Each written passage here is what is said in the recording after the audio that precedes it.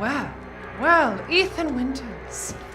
You escaped my little brother's idiot games, did you? You're hot! Resident Evil 5 was fucking boring.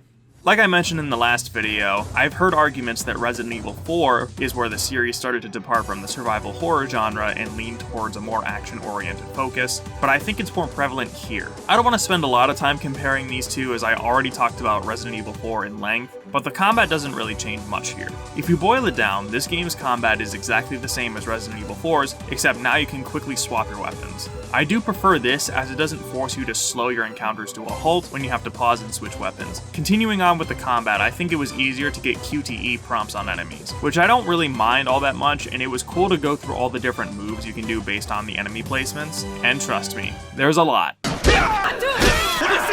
Falcon Punch! This game also didn't have a lot of puzzles, but with the puzzles that are here, I appreciate that they weren't baby easy. But it feels like they were really only put in the game so it could say it had puzzles and still claim it was a Resident Evil game. But these puzzles weren't about finding a key to unlock a door or anything. It was more like light platforming to progress to the next section. My favorite would probably be in the tombs where you had to reflect the laser off a bunch of different mirrors, and if you touched it, you went down immediately. Sheva wasn't a big help during this section, but we'll get to that later. Sheva, I swear to fucking God, get off the goddamn pillar and fucking heal me. Or are you shitting me? Sheva! What the fuck? As for the story, Chris Redfield is on a mission with his new partner Sheva, where they're investigating a more powerful form of the Las Plagas virus from the last game. Chris is also on his own separate investigation, trying to find his old partner, the late Jill Valentine, after he saw her jump through a window with their old friend Wesker. Now I gotta say, this story was just not doing it for me. I honestly did not give a shit about what was going on, which is a shame because I've been pretty invested in the story of Resident Evil so far.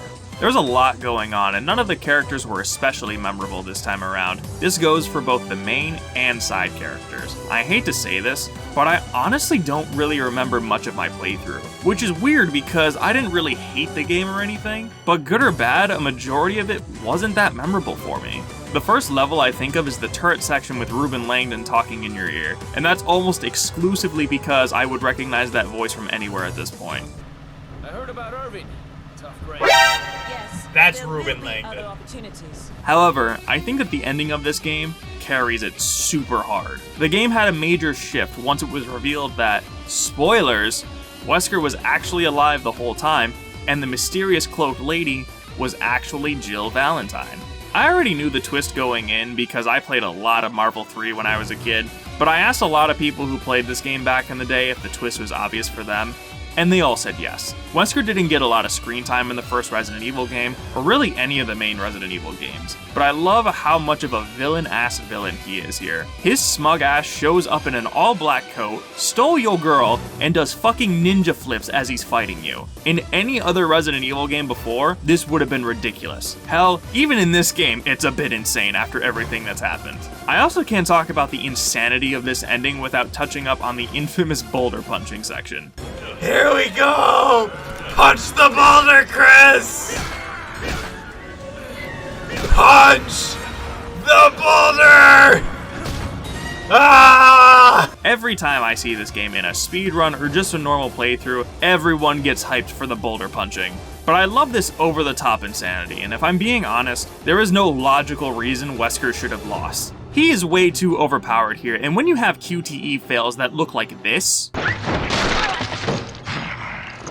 you can't look at that and tell me Wesker wouldn't do it as his opening move. On a side note, this fight choreography here was also used in the infamous Resident Evil movies, pretty much move for move, and I thought it looked pretty cool in the movie before I realized that it just ripped the choreography from the game. I get what you were doing, Paul, but it just did not work. Now, I don't want to sound like I could have written the story better, because I probably couldn't have. I have a degree in film that I can't even find in my own house. But I think this game would have been way better if the Wesker Jill reveal happened closer towards the beginning or the middle. You can keep all the other bosses and characters, but I pretty much knew what everything was building up to, and I'd want to have more moments with Chris interacting with Jill, rather than just this one mission. This last section is so fucking good that I wish the rest of the game were like this. I would probably be more fond of it that way too, because as it stands, I wouldn't want to grudge through 75% of the game just just to replay the ending. Now the last thing I need to talk about is something that everyone has a problem with. A huge blemish on this game. Sheva. This is the first game to introduce multiplayer. You have a partner with you for the entire game, even if you're playing by yourself. Now, I played with a friend during the DLC missions, which, by the way, were pretty cool, but very short. But for the main story, I wanted to see how it went solo, because I'm of the mindset that any game can be enjoyed with a friend, regardless of how bad it is. The AI for Sheva was fucking atrocious. She wastes so much ammo, uses up all the healing items if she has them, and cannot defend herself for shit. There were so many instances where we failed the mission solely because Sheva got killed, whether she was next to me or on her own. Some people have told me they basically use her as an inventory box, especially since your inventory management here is hot garbage and probably the worst I've experienced so far. I would honestly just advise people to play this game with a friend, because dealing with Sheva for your first experience will frustrate you and will likely ruin your experience in some degree. I also didn't get much of a chance to play the online modes though, and when I did, it was super laggy, but I liked the concept and it was a fun side activity to do when I finished the game. So overall, this game is alright, and like I said, you'd likely enjoy this more with a friend controlling Sheva, and it'll probably make getting to the end a little more bearable. But as for my own experiences playing single player, I'll have to give Resident Evil 5 a 5 out of 10 solo. So, Resident Evil 6 is next. And I know that I just completely shat on Resident Evil 5, but I actually really liked Resident Evil 6. So this is my actual hot take, but I thought Resident Evil 6 was really good. I've heard a lot of bad things about this game, so my expectations were pretty low on this one. But boy howdy did I actually enjoy myself. This game takes the action elements of Resident Evil 5 and amps it up to 11. There's so many action set pieces and explosions here, you'd assume this was a Michael Bay film. And I gotta say, I think that the opening is the perfect tone setter. I may cover this again in the future, because all of the games do a really great job with their openings, but I think RE6 especially gives you an accurate display of what the game is about. If you go through this opening and think, yeah, I'm not sure I like where this is going, you should probably stop there, because I guarantee you won't enjoy the rest of the game. The survival in survival horror has been officially replaced with action horror, and I loved this shit. I love both equally, and I'm glad that I got to experience a game that had a major shift in genre, but still worked for me. Even the combat is reflective on this new direction. The QTEs are not only back, but they're implemented way better here. The shaking prompt is adjusted to a circle, and the button prompts move to the right trigger, which makes them super comfortable to react to without being annoying. And while QTE prompts are still present in the middle of combat encounters, you also have access to a melee attack with combo finishers. And to express that these characters have truly embraced becoming action heroes, they get dive rolls and backwards drops into prone to avoid enemy attacks and retaliate. The inventory screen is also virtually non-existent. You can carry every single gun you pick up and carry a ridiculous amount of ammo and health items. I think I only maxed out in my inventory a small handful of times. These enemies also aren't really that scary, but the enemy designs are so creative, they remind me a bit of the Left 4 Dead 2 enemies. We have our basic goons, our screechers, big fat boys, and my personal favorite, zombies with guns. Anyway, I started blasting. Bang, bang. Now I don't see so good, so I missed. Now this game also gives you an AI partner, but it is leagues better here than it was in RE5. They're actually competent. I think they have unlimited ammo, but don't overly abuse it to balance out the game. And most importantly, they can't die. They're really good at reviving you too, but you'll only get a certain number of revives before you get a game over screen. I haven't experienced multiplayer yet, but I imagine my thoughts would be unchanged from how the multiplayer worked in RE5. But I'm glad that this game was actually tolerable when playing solo. Moving on to the level design, puzzles are virtually non-existent and are instead replaced with enemy waves and getting from point A to point B as fast as possible. There are a bunch of set pieces, of course, and I thought that they were all pretty enjoyable. Treasures and currency are also back, which can be useful for upgrades to your character, like more damage or more melee stamina. I honestly didn't really care about this, and I didn't really experiment all that much with it, mainly because everything was so expensive and I only bought like 1 or 2 things and just kept it on for the whole game, and I thought it was fine. Now, this game does something a bit different with its story. Remember back in my Resident Evil 2 summary when I said that it was a bit underwhelming that the two campaigns were different, but had the same boss fights and puzzles, which made going through the game a second time a tad underwhelming? Well, this game has one interconnected story with 4 separate campaigns that are all different but occasionally intersect with each other. So you'll occasionally get a cutscene that you've seen before but in a different context. My favorite instance was when Leon and Jake shared the same boss fight, but depending on which campaign you're doing and which character you are, the boss fight will slightly change. And I also love how each campaign had a different tone to it. Leon's campaign feels like a sequel to Resident Evil 4, with heroic escapades, a heartfelt story doing what's right, saving as many people as possible, and of course, the quips. You don't suppose I think I can fly a plane, do you? Chris's campaign, or Call of Chris, is a Resident Evil 5 sequel, with more action set pieces, driving and turret sections, and so much shooting. Jake's campaign is a Resident Evil 3 sequel, where a giant tyrant is out to kill Jake, also accompanied by Sherry Birkin, all grown up from Resident Evil 2. And Ada Wong's campaign, which is more stealth-focused in wielding her famous crossbow, bridging the gaps between the other 3 campaigns. These characters basically function the same, but their unique fighting styles and weapon signatures do make them stand out a little bit, especially Jake, who has his own hand-to-hand style as a separate weapon. Now, even though these campaigns are different, they go through similar levels and intersect at certain points. In the end, I only really enjoyed half of the campaigns that were offered. Jake, who I referred to as Jake from State Farm for the entirety of my playthrough, was my favorite campaign. He went from a smug asshole who had no interest in saving the world and was in it for the big payday, to learning how to care for others and ultimately doing what's right in the end. He has the best arc in my opinion, and if I'm going to replay any campaign, it's going to be his. And at the end, he defeats the tyrant with his bare hands. How fucking awesome is that? Leon's campaign had the main villain and main plot tied in, which I think is appropriate since he's the star of the Resident Evil games with an even number in them. It's also funny because it feels like every game starts with him going into something he's absolutely not prepared for, and he has to figure out what's going on and how to stop it. There's not much else I can say besides, it was good. I liked it. Ada was third for me. The stealth sections were fine and not too complicated, but if you got spotted, you were royally fucked. And I liked that you had to be more strategic after the game conditions you into thinking it's okay to run in guns blazing. Which ties into Chris Redfield, who was the worst for me. His was definitely the most boring story-wise and gameplay-wise. He's not really fun to be around, and his campaign just consists of running to an area, shooting bugs, running to another area, and shooting more people, and running to another area, and shooting some more. I'm not kidding when I say that I shot so much shit that I would run out of ammo quickly.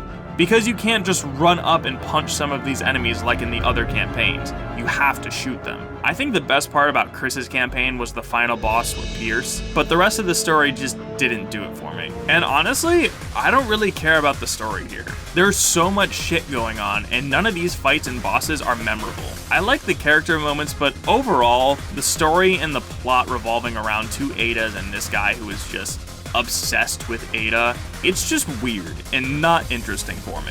The outbreak in China was cool, and I loved the mass chaotic pandemonium when we were on the ground with it, but those moments were few and far between. And because of the 4 campaigns, this game clocks in around 20 to 30 hours, which isn't really a big deal, but I think it's better to replay 1 or 2 campaigns rather than all 4 of them. I also loved the multiplayer modes here. And just like Resident Evil 5, I only got a small handful of matches because no one is really playing this, but I do want to try and do the multiplayer mercenaries one of these days. I think that would be really fun.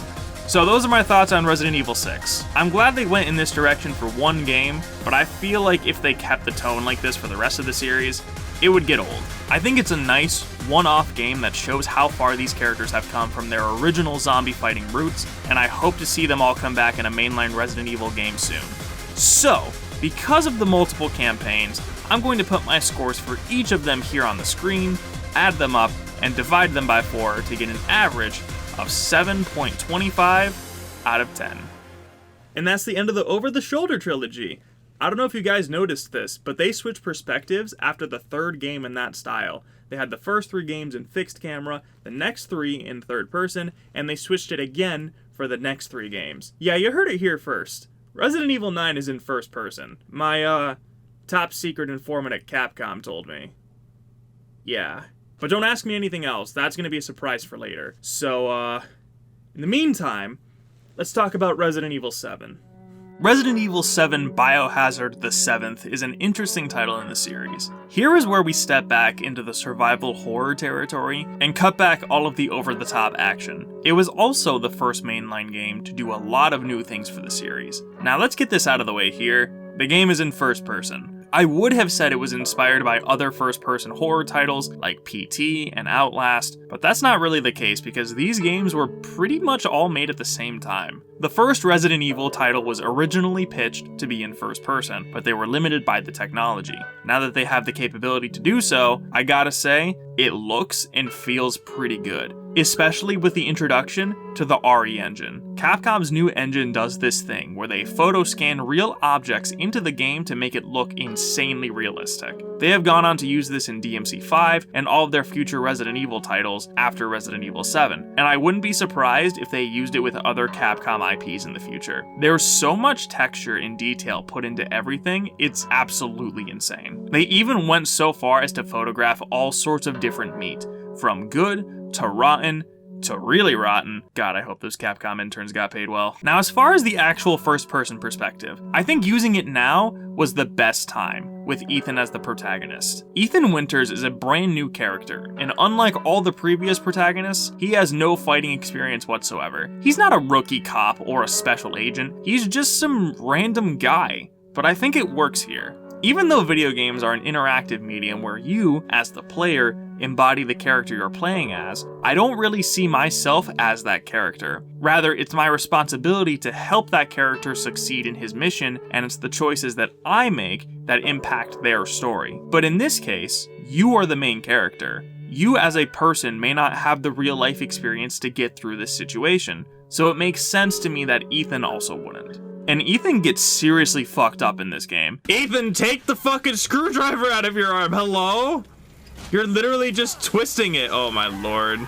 As far as the gameplay goes, you got your limited inventory slots back, while also quick swapping your weapons. The weapons are pretty standard Resident Evil weapons, but the most creative one in my opinion was when you had to craft a makeshift flamethrower. You also have a new way of crafting with chemicals to get yourself healing items, ammunition, and even this new thing called psychostimulants. There's a bunch of random hidden places where you can find items, and you can use these special pills to get high and enhance your vision to find them in unlikely spots. Now, combat itself feels pretty nice. You point, you shoot, you stab, you run and juke, but what's exclusive to first person is the blocking mechanic. When an enemy tries to hit you, you can block the attack with your hands to greatly reduce the damage. You're stunned for a second afterwards though, so if a second enemy comes in and swings, you're gonna get punished. Another cool piece of tech you can do is you can use the block to cancel animations when you reload and heal to skip the end lag and get back into the action a bit faster. As far as the story goes, this one definitely leans more into the supernatural territory. There's a bunch of jump scares. The zombies aren't really zombies, they're just giant black Play-Doh with various forms, and a creepy ass little girl who does creepy ass little girl things.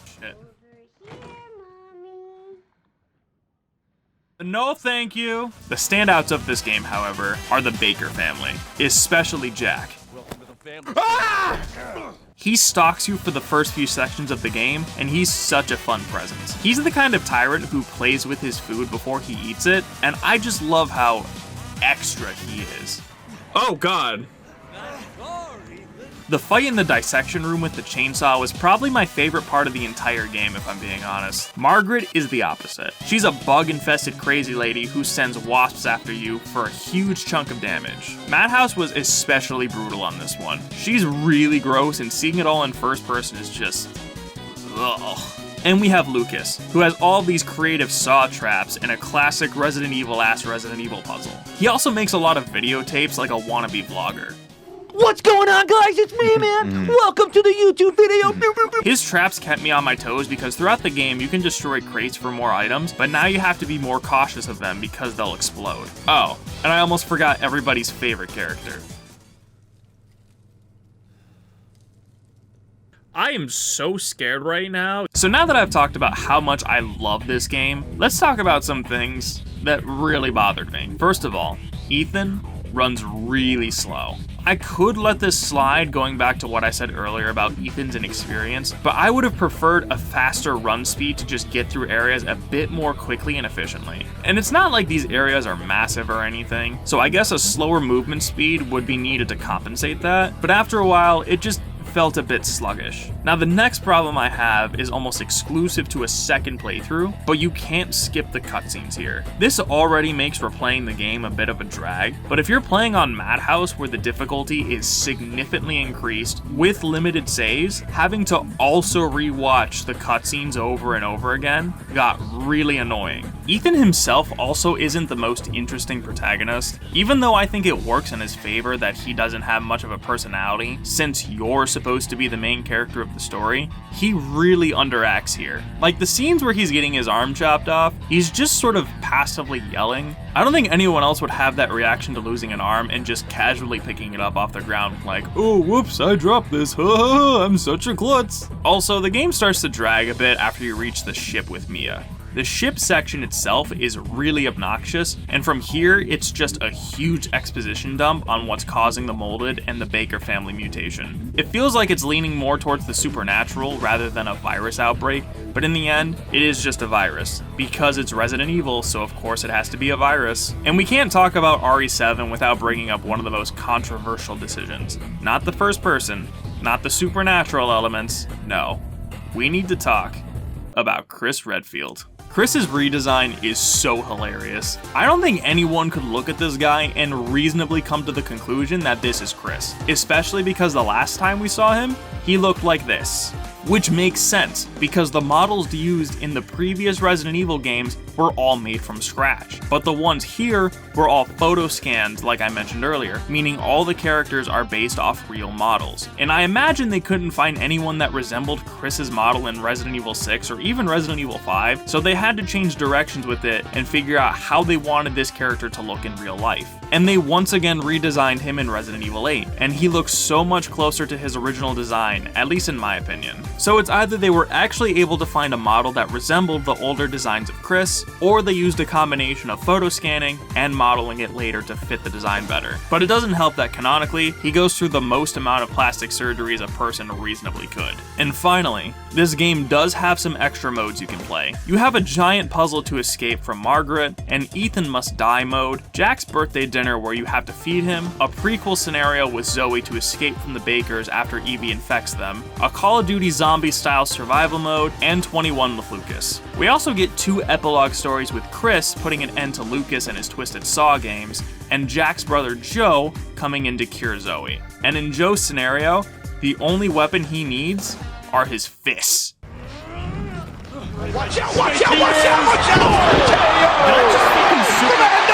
So overall, I really enjoyed Resident Evil 7. I think this game still has a few patches to iron out with the run speed and the unskippable cutscenes, and the last few hours of the game could have been a bit better. I'm really happy that they went back to the direction of survival horror, and the first-person perspective was a great way to keep things fresh, while also changing the perspective of how we experience this kind of horror scenario. All the extra modes were cool, and there's a lot of value to be had here. So I'm going to give Resident Evil Biohazard Resident Evil an 8 out of 10. Now let's head to the village. Okay guys, so we're going to talk about Resident Evil 8 now, and there's going to be a lot of footage that's going to include a certain vampire lady who just so happens to be very tall. And now I want you guys to control yourselves in those comments down below, and if you can't control yourselves, I'm going to have to bonk you. Are we clear? Good. Let's talk about Resident Evil Village. Village, Resident Evil. Biohazard Village. Village Biohazard. Resident Evil Village is another interesting title in the series. This game takes place 3 years after RE7 and continues Ethan's journey as the first-person protagonist. We're going to start with the gameplay this time around. The combat is exactly the same as RE7, but there are 2 things right off the bat that already make this game better than RE7. First of all, you can skip cutscenes. Thank you, Cap Gods! Which already made my second run a more pleasant experience. And second, Ethan runs way faster here. The areas are also a lot larger here than they were in 7, so it's not like you're speeding your way through the game or anything, but it just feels better. Another feature that they added was the ability to push enemies away after a successful block, to put some distance and line up a clean shot. This will also work on multiple enemies at once, but it won't work on bigger enemies because Ethan obviously isn't capable of pushing things that are more than double his size. The window to execute it isn't very large, so you also have to commit to the push right after you block the attack. And the enemies that are presented here are actually fucking insane. These guys are really fast, especially the Lycan enemies, and even with Ethan's new run speed, they were still able to catch up with me at times. And I thought RE4 had clever enemy AI with their sidestepping, but these guys here take it to the next level. These guys juke so often and so effectively, I almost had to predict where they would end up before I committed to taking a headshot. As you progress through the game, it introduces even more variety. We've got flying enemies, giant mini-boss enemies, and even zombie robots. Yeah, I said zombie robots. Autobots, roll out. What I also thought was kinda cool is that there are actually secret bosses here. Throughout the game, you'll be presented with optional bosses that will reward you with items that are worth a ton of money, which is a perfect way to transition to the return of everybody's favorite merchant. That's right before the castle, we meet the Duke, a merchant who does a variety of things to help Ethan along his journey. Just like in RE4, we collect money in collectibles to sell to the merchant, and we can use that money to buy health and ammunition for him, as well as weapons and upgrades. The Duke can also cook us meals from meat we gather from various animals to increase our health, movement speed, and resistance to damage. What I love about the merchant in this game is that he actually has a place in the story. He talks to you about what's going on in the story, and he actually gives you valuable information to help you. He gives you insight on the main antagonists, as well as a map that reveals the location of the obtainable treasures in the area, which range from expensive items to overpowered weaponry. What I think is especially funny about this is that even though his loyalty should lie with everyone in the village, you're the one that's keeping him in business, so of course he's going to help you. He also gives a throwback to another one of our favorite Resident Evil characters. What are you buying? Just something an old friend of mine used to say. I understood that reference. Now, another one of the things that they changed here is the way they handled the crafting system. You get a whole separate inventory for crafting here, where you can have a limitless supply of materials, compared to RE7 where everything was in the same inventory space. I'm not a huge fan of this because it makes inventory management virtually non-existent. And this was the first Resident Evil game where I never had a full briefcase and had to get rid of something. I think that having treasures and key items in a separate menu is cool, and I don't necessarily prefer one over the other, but I never felt any tension when it came to running out of ammo and resources on my first playthrough on Standard. This next point is also personal preference, but in my opinion, I thought Standard was way too easy. Maybe I over-prepared myself by playing RE4 Professional and RE7 Madhouse back to back, but I only died like 4 times and 3 of them were in one forced insta-kill section. I would recommend starting on Hardcore if you've gone through the normal modes of the other games, but the game gives you a massive difficulty spike right at the beginning with the open Lycan fight. It took me 2 hours to figure out how to deal with this opening on Hardcore. And I'm also glad to see that I wasn't the only one that felt like this, and I was getting really fucking annoyed when the game just refused to let me move on after I killed so many Lycans and ran as much as I could. But I shit you not, the way you're supposed to get out of this is to sit and wait out the timer. And the optimal way to do this is to sit in a corner and wait for 3 minutes for a Lycan to show up and just run. What's even worse is the fact that once you get out of this section, the game is completely fine and in my opinion, felt like the average difficulty in RE7. The resources aren't provided to you as often as they are in Standard, and you absolutely need to pick your battles and evade instead of going in guns blazing. Now that we've talked about the gameplay, it's time to dive into the story, and I can't really do that without diving into the spoiler territory, so I'm just going to throw up the spoiler warning here. I'm going to be talking about the story now from the beginning to the end. If you haven't played it, stop now, don't yell at me. I'm going to talk about the rest of the game now. Let's go. So the story here is kinda interesting. After the Baker incident, Ethan and Mia are relocated to Europe under the protection of the BSAA and have a kid named Rose. They're living there happily ever after until Chris comes in and makes a mess of the place, kidnaps Rose, and kills Mia. Today your ass is gonna die, bitch. Say goodnight, motherfucker. They're transported to Romania, but the cargo gets attacked and Ethan arrives in the village, where the townsfolk are being terrorized by the Lycan werewolves. So Ethan has to find Rose and figure out what the hell is going on.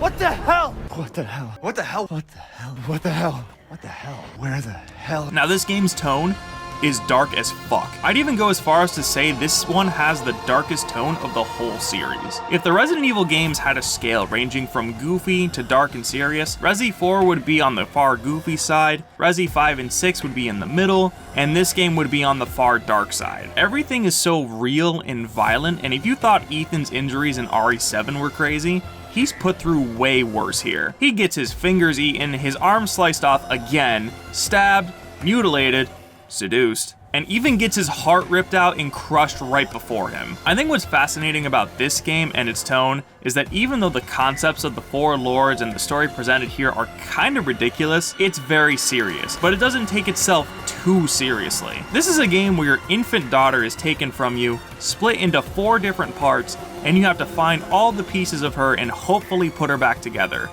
How fucked up is that? Moving on to the main antagonists, the 4 lords themselves were also all really cool characters, with each of them getting their own spotlight to shine. We've all been introduced to Lady D and her daughters. It's me, your boy. Yeah, you fucking push me. We have a possessed doll, an acid-spewing creature that turns into a giant whale, and Nicolas Cage with the powers of Magneto. They each have their own special powers unique to them, and I loved learning more about them as characters and how they came to be who they are. A lot of people reference Lady D as a vampire, but she's technically not a vampire. I knew going in that she wasn't really a vampire, but I was curious as to how they would explain why she eats blood and flesh. Also, it's a small detail that someone pointed out to me, but if she really was a vampire, you wouldn't have been able to see her reflection in the mirror when she's talking on the phone. While you're in the castle, it feels like RE2, where you're exploring around trying to find all the pieces to open up an exit while trying to evade Lady D and her daughters, who will stalk you like tyrants. Ethan's run speed makes escaping them a bit easy, but the corridors are so tight that if you get Lady D blocking your path, you're gonna have to find another way around.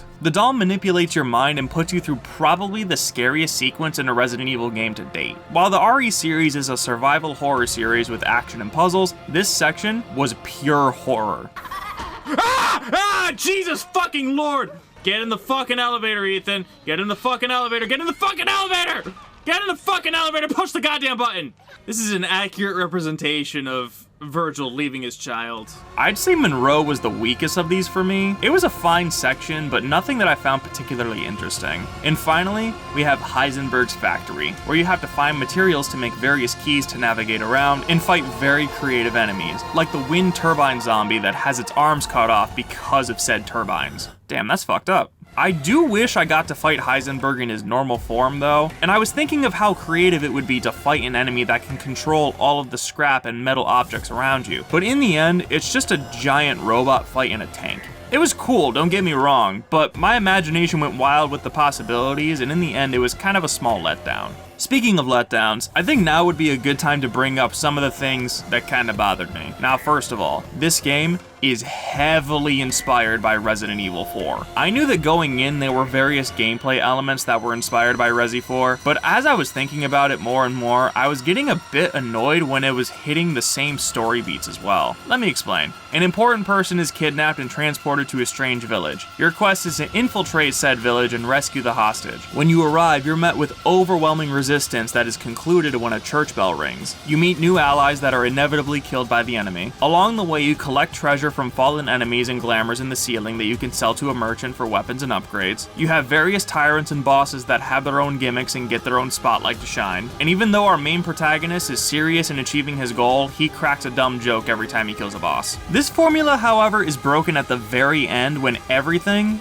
is finally revealed. I had a lot of theories about why Chris killed Mia and why he's part of the Hound Wolf squad, which coincidentally coincides with the werewolf creatures present in the village, but the truth behind Chris shooting Mia and taking Rose is really dumb. Buckle up, kiddos.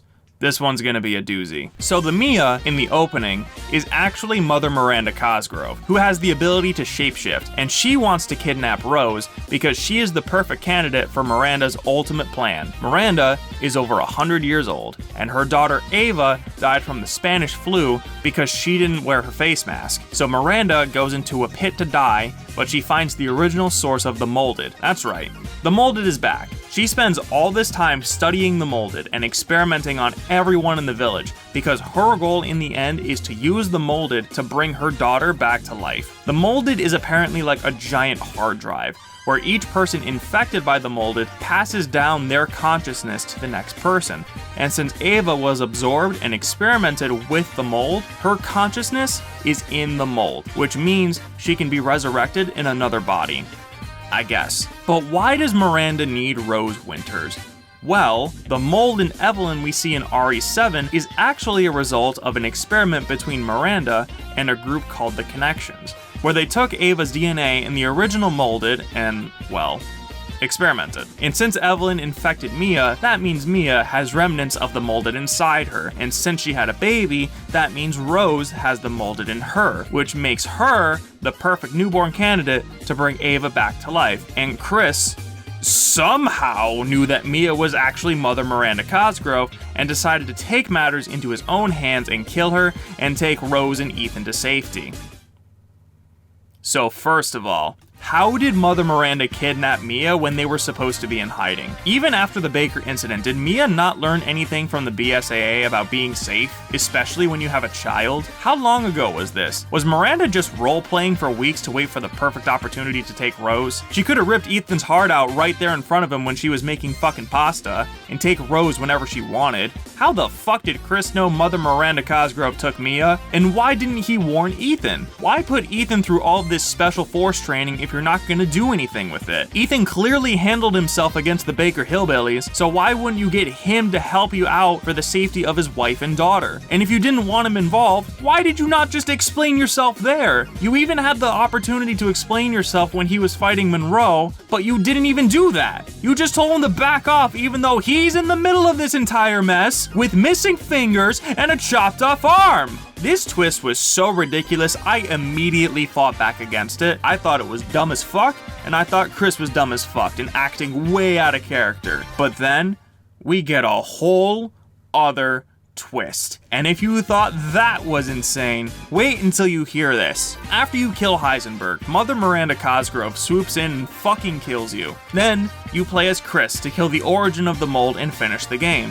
He finds Mia held captive in Miranda's lab, and that's when it's revealed.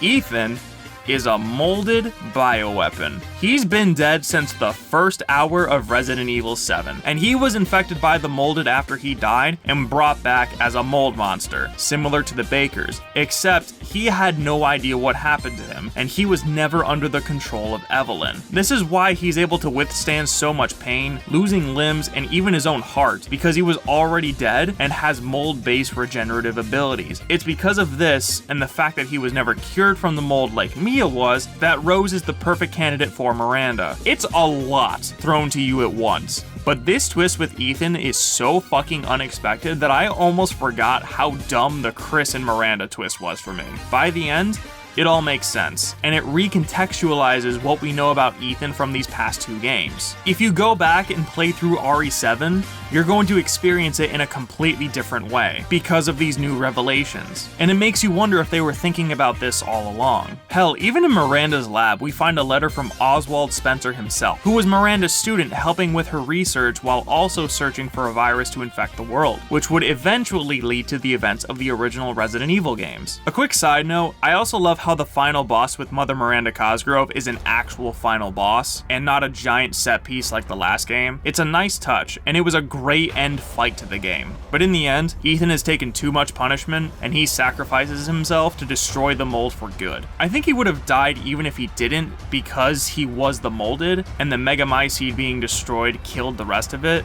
but I'm not 100% sure of it still. So if anybody happens to know the answer to that, please leave a comment down below. We also get a sneak peek into what I'm assuming is Resident Evil 9, with the BSAA using bioweapon soldiers and a grown-up Rose, still being tested as a bioweapon to be used for a means to an end. Which is interesting, since I think this is the first time a sequel was actively teased this way. So in the end, I thought the story was fine. It's not my favorite, and the ending threw a lot of ridiculous shit at you, but I still had fun with it. Also, real quick, this game also has a mercenaries mode, but this is without a doubt my least favorite of them all. It's not a giant horde mode, but rather a mode mode where you kill a certain number of enemies and move on to the next stage. It's also ridiculously hard to S-rank these, and some of these enemies don't even try to attack you. They just sat there so you can miss them and break your combo streak. I would have also liked to have RE-verse here, but that portion got delayed until summer, so it's basically dead on arrival if it wasn't already. Now there's one last thing that I feel needs to be addressed. It's neither a good nor bad thing, but these are just my thoughts that I feel like I need to express, and that's Ethan Winters. Ethan feels like a much more fleshed out character here, and really comes to his own here. Even with the subtle details like tactical reloading and smart thinking make him feel like he's better prepared for this scenario. But the question that's crossed everyone's mind for the past 3 to 4 years is this: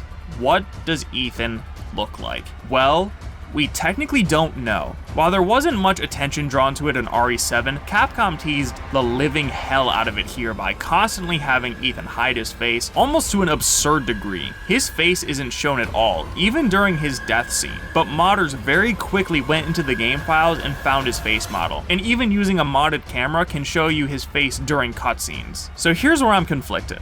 On the one hand, I don't think that this will be the last we see of Ethan, so it makes sense to me that we don't see his face just yet. However, if you're not going to reveal Ethan's face, then why have it in the game files? Capcom is more than aware that modders cracked the game the second it's released, so it doesn't make sense to me that they put it in knowing we were going to see it once the modding community got their hands on the game. Again, this is just my take, but if you're going to show his face, that's fine. But if you're not going to show his face, then don't put it in the game files. So those are my thoughts on Resident Evil Village. I think this is a great installment to the series that really emphasizes the darker side of this world. The gameplay is addicting as hell, the story was pretty good, but I feel like it doesn't have much finality to it like the other games do. It's obvious we're getting another game after this, but we'll have to wait and see what's in store. So, I'm going to give Resident Evil Village the 8th an 8 out of 10. Whew, I'm glad that's over with.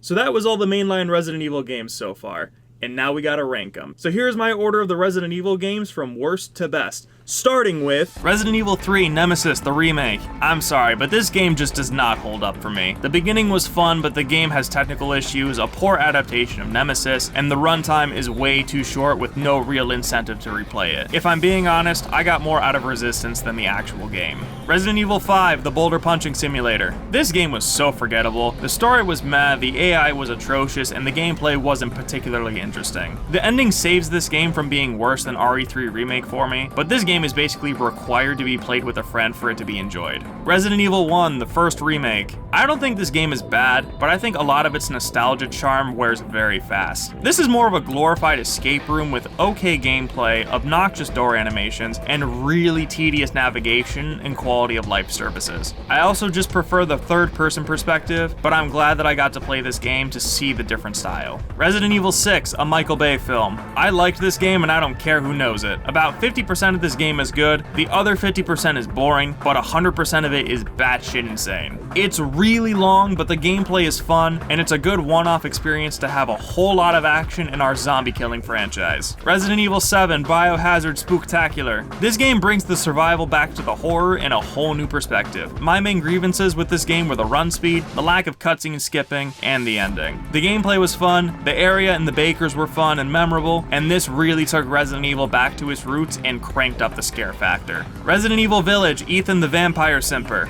My thoughts are very similar to RE7, and immediately resolving the gameplay issues of 7 gives it one step up for me. This game takes a lot of inspiration from RE4, and the ending was kinda crazy and threw a lot at you at once, but in the end, it all comes together very nicely. Resident Evil 2 Remake the Second. This is the game that started it all for me and is what I hold all other Resident Evil titles to. The game's atmosphere, tone, and gameplay elements are all amazing with a variety of greatly constructed puzzles, a glorious setting, and excellent character moments that made me fall in love with the world of Resident Evil. And finally, Resident Evil 4 Bingo Night. Like I said in my last video, this game is borderline flawless. This takes everything I love about Resident Evil and combines it into one glorious package, with survival horror elements, a bit of action with great combat, the third-person perspective, intricate level and enemy design, and the cheesiest dialogue I have ever seen in a video game. This game is just easy to like, and I cannot recommend it enough.